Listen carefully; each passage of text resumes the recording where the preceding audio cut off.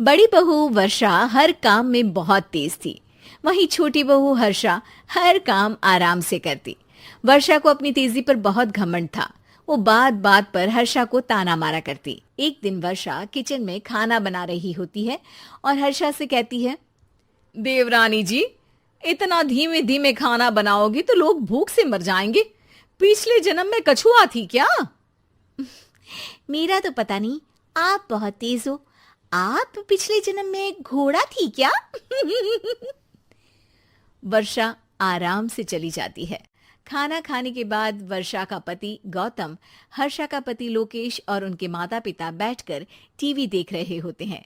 तभी सास कहती है, अरे रामायण लगा दो हर्षा। हर्षा धीरे धीरे चैनल बदलती है। जब तक रामायण के चैनल पर पहुंचेगी रावण मर भी चुका होगा। हाँ बेटा हर्षा, जल्दी लगा देना, राम भगवान के दर्शन कर लूं। जी लगा तो रही हूँ। इतना स्लो? सासू माँ इतने में तो अयोध्या जाके राम भगवान के दर्शन कराएंगी। सब वर्षा की बात पर हंसने लगते हैं। वर्षा हर्षा के हाथ से रिमोट लेकर रामायण लगा देती है। हर्षा बुरा नहीं मानती और वो भी हंसते हुए वहां से चली जाती है। एक दिन हर्षा खाना खा रही होती है। तभी वर्षा वहां आके कहती है, अरे कितना धीमे धीमे खा रही हो। इतने में तो शादी में 100 लोग खाना खा लेते। आधे घंटे से खाना खा रही हो तुम। अरे खाने को चबा चबा कर खाना चाहिए। हाँ हाँ, आप तो चबा के भी खाती हो और दबा के भी। अरे आपको मेरे धीरे खाने से दिक्कत है या ज्यादा खाने से? अरे आप धीमे खाओ या ज्यादा खाओ मुझे क्या, बस मैं ये कहने आई थी कि सुबह कुछ मेहमान आ रहे हैं, जल्दी उठ के खाना बना लेना, देर मत करना। साथ में बनाते हैं ना। तुम्हारे साथ बनाऊंगी तो स्पीड को 5वें गियर से पहले गियर पर ले आना पड़ेगा। अरे भाई, तुम्हारे साथ रहकर तो मेरी तेज रफ्तार पर भी असर पड़ेगा और मैं भी तुम्हारी तरह हौले हौले काम करने लगूंगी सब। ठीक है, मैं पराठे बना लूंगी और सब्जी बना लूंगी। आप चपाती बना लेना और दाल बना लेना। हाँ हाँ ठीक है, पर अलग अलग ही बनाएंगे। अगले दिन हर्षा जल्दी उठ के काम करने लगती है और वर्षा सुबह उठ के ये सोच के वापस सो जाती है कि काम तो वो तेज कर ही लेती है। अगर थोड़ी देर सो भी जाएगी तो भी हर्षा से पहले तो काम निपटा ही लेगी। हर्षा बेटा, आज भगवान के लिए थोड़ा जल्दी हाथ चलाना। हाँ, मेहमान आने ही वाले हैं। जी हाँ माँ, आटा गूंद लिया है, आलू उबल रहे हैं, पराठे बनाने ही वाली हूँ, फिर सब्जी भी बना लूंगी। इतने में ही वर्षा वहां आ जाती है। माँ जी, मेरा तो आप टेंशन ही मत लो, अभी उठी हूँ, लेकिन देखना खाना फटाफट राजधानी एक्सप्रेस की स्पीड से बना दूंगी। इतने में ही मेहमान आ जाते हैं। आइए आइए आइए, खाना बन ही रहा है, चाय बनवा लेती हूँ पहले आपके लिए। सास किचन में आती है। वर्षा, वो लोग आ गए, चाय बना दे जल्दी से। हर्षा को नहीं बोल रही क्योंकि वो तो सुबह की चाय देने में शाम कर देगी। चाय बन भी चुकी है माँ जी।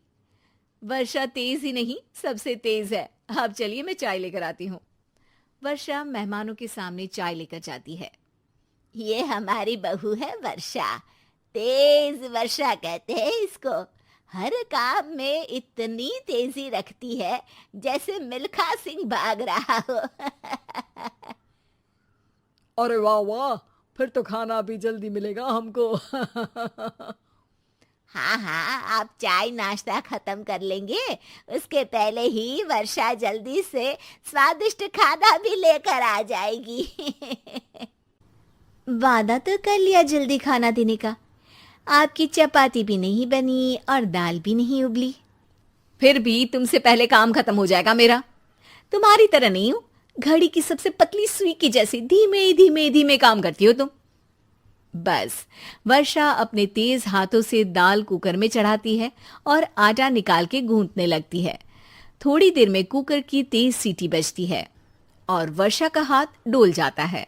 आटे में पानी ज्यादा पड़ जाता है। अरे रे, आटा तो ज्यादा गीला हो गया। वर्षा जब रोटी बेलने लगी तो एक भी रोटी गोल नहीं बन रही थी। कोई रोटी श्रीलंका के नक्शे जैसी थी तो कोई रोटी ऑस्ट्रेलिया के नक्शे जैसी बनती। वर्षा चिढ़ जाती है। कुकर फिर से जोर से सीटी मारता है। सास बाहर से आवाज देती है, वर्षा बेटा, आज स्पीड थोड़ी कम लग रही है। टाइम और लगने वाला हो तो बता दो बेटा। वर्षा को ये बात सुनकर बहुत बुरा लगता है। वो सोचना भी नहीं चाहती थी कि कभी उसकी तेजी पर कोई सवाल उठेगा। वहीं हर्षा धीमे धीमे अपना काम करती रहती है। वर्षा दाल बनाते वक्त भी इतनी घबरा जाती है कि जल्दबाजी में दाल में नमक ज्यादा गिर जाता है। वर्षा का खाना फिर भी हर्षा से जल्दी तो बन जाता है और जब खाना मेहमानों के सामने लगता है तो सब हर्षा के खाने की तारीफ करते हैं। अरे पराठी तो कमाल की बनी है और सब्जी भी। बस दाल में नमक थोड़ा इधर उधर हो गया है।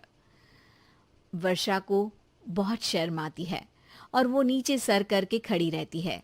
तभी हर्षा कहती है, वो ना मैं थोड़ी जल्दबाजी कर गई और नमक ज्यादा हो गया, पर पराठे तो वर्षा भाभी ने ही बनाए हैं, इसीलिए तो अच्छे बने हैं।